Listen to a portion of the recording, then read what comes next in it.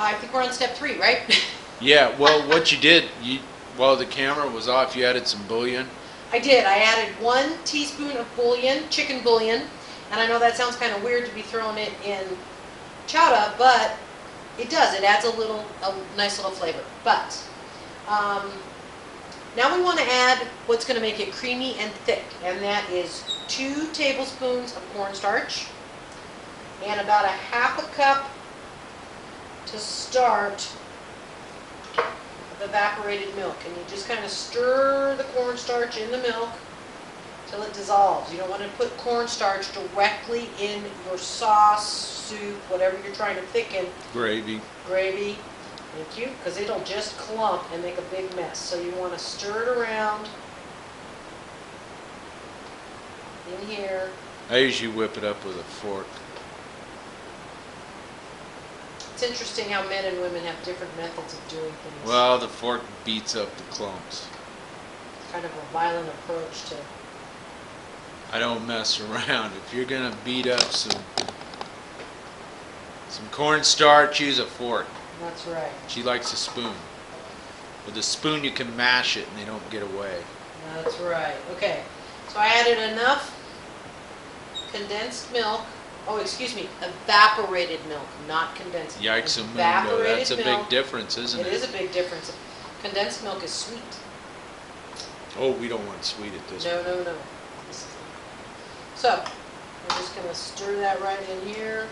Ooh. Just kind of slowly, right? Yeah, kind of slowly stir it while you're doing it. Little clumpy. Well, it all works Now out. you're using the juice that's in the can of the stuff too, right? Yes, You're I am. not straining it and washing it and all that. Nope. And if there's any sand in it, whatever. Just gives it more of that beach flavor. That's right, because if you go to the beach and eat it, trust me, you're gonna get some sand. Okay, now this needs to come back to a bit of a boil to help the cornstarch thicken. And we're going to let this simmer for 20 minutes or so. Then we're going to give it a taste test in 20 minutes to see if it needs more salt or pepper or garlic or chicken bouillon. Those are the things that are going to adjust our taste. But just looking at it right now, it looks like a nice, hearty, chunky batch of seafood chowder. It is chowder. Any final comments from the cameraman? I don't know what to say. You stole my thunder. We have some friends coming over, so we're under a little bit of pressure here. Hopefully, well, we've never had a botched batch of chowder. Sometimes, I think one time I kind of burned it. One But time it had too much pepper in it. oh yeah, we've had a couple too much peppers. I have learned in my experience with cooking, measure your spices.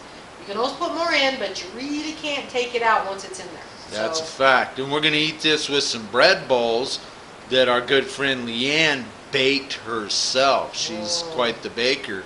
So once this is all set up and ready to go, and we're going to eat, we'll probably get some photos of those wonderful bread bowls. Yep, exactly. And maybe we could coax her into giving us a recipe.